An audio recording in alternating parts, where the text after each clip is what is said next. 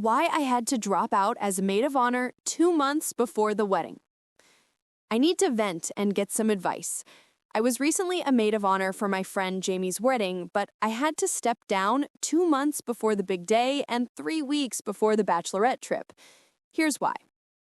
Jamie's mom passed away 6 months before her wedding, which was incredibly tough for her. Just before her mom got sick, Jamie fired her original maid of honor for being too cheap and promoted my friend Haley and I to be her dual maid of honors. Given her mom's condition, we didn't bother her about wedding planning, respecting her wishes. After her mom passed, we gave Jamie space but checked in to ensure she was okay and wanted to stick with the original dates she had planned. On a call planning the bridal shower and bachelorette, Jamie had an attitude and was distant. I expressed that I didn't want the bachelorette trip on my birthday over Memorial Day weekend due to travel and cost issues and prior family plans. She was frustrated that our spending budget for the bridal shower was $200 each, since it was just Haley and I and the bridal party. She expected us to cover everything, citing her mom's death. We explained our financial situations, which were tight, but offered help in other ways. Jamie then sent long texts expressing disappointment and saying we weren't good friends. We tried to be understanding given her emotional state. Then she changed plans last minute, demanding we arrive a day early for a dress fitting. Unfortunately, I had been in a car accident and was dealing with nerve damage and sciatica. The drive from New Jersey to New Hampshire is typically 6 hours, so I planned to split it into 2 days for my back. Jamie was furious, calling us bad friends. When Haley and I arrived, Jamie was cold and distant. She barely acknowledged that I had been in an accident, replying, "Oh," and refused help from her fiancé to carry our heavy bags, even though he was just watching TV. After our long drive, they offered us 3-day-old pizza, which we declined, suggesting we go out to eat. Jamie was frustrated and told us to pick the place. At the nail salon, Jamie excluded me from the conversation. On the way to pick up balloons, she almost caused an accident due to road rage. She then shared she wouldn't talk to her sister-in-law after the honeymoon because she didn't want her kids at the wedding nor her fiancé's grandma in the photos, despite how kind they had been to her. At dinner, Jamie's fiancé joined, and they expected us to split the bill 3 ways, including Jamie's portion. This was surprising since we had traveled far and spent a lot on planning. Back at the condo, Jamie and her fiancé accused us of being bad friends, primarily upset about my split drive.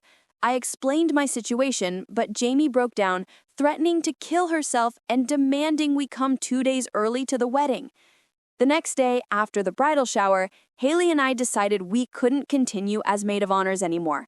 We had to cancel all the bachelorette trip reservations since they were under our credit cards. This was a heartbreaking decision, but we couldn't handle the emotional and physical toll anymore. Has anyone else experienced something similar? How did you handle it? The fallout. Jamie reached out to Haley the day after the bridal shower, this past Monday, and said she wanted to check on me because I seemed off at the bridal shower. At that point, I had my mind made up that I was going to drop out of the wedding. I had already called both my parents, who told me I should drop out as it was hard for them to see how much duress I was under. At the shower, it was all over my face how upset I was. I was barely able to talk and holding back tears, only able to give one-word answers, including to Jamie's father, who walked away after seeing how sad I was without asking how I was doing, despite knowing about my accident. I told Haley I would call Jamie later since I had physical therapy after work as well as regular therapy. My therapist also agreed I should drop out of the wedding due to concerns for my physical and mental health. After my therapy appointment, I called Haley and let her know about my decision, and I offered to transfer all the info and reservations I had for Jamie's bachelorette party, which was in 3 weeks. I told her she could reach out to me if she needed help or had questions about anything I had set up or prepared. I was more concerned about how Haley would take it since I did not want it to affect our friendship. She was very understanding of my decision and supported me. I tried to call Jamie around 10 p.m., but she didn't pick up. She told me she would call me after work on Tuesday. When we finally connected, Jamie tried to lead the call calmly. I told her I would step down from my role in the wedding and blamed it on my back injury. She didn't freak out until I mentioned feeling disrespected and unappreciated. Then she got mad and blamed Haley and I for everything.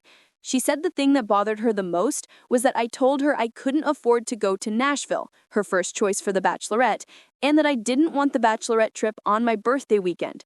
She accused me of being lazy and only knowing how to tan by my pool. I was upset she felt entitled to how I spent my own birthday. I said we would have to agree to disagree and didn't argue.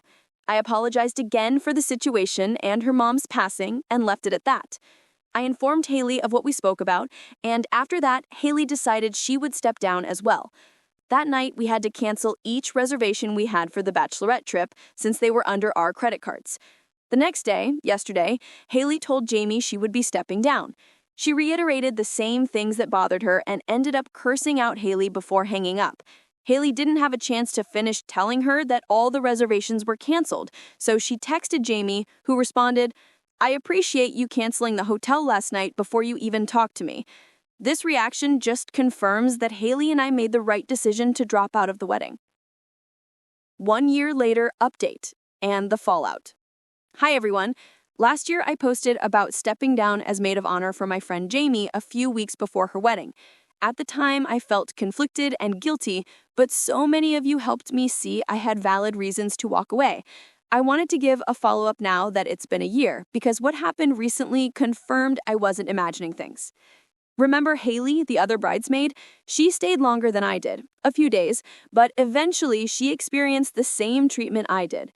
On the exact 1-year anniversary of Jamie's wedding, both of us received unexpected packages from her in the mail. Inside were multi-page typed letters.